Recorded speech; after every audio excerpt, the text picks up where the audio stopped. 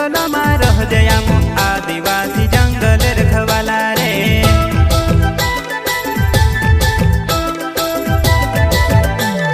चल जंगल जमीन काजे पूजे रे आदिवासी दुनिया ने रखवाला रे। बाप देव खतरी काज पूजे रे आदिवासी सबसे निराला रे।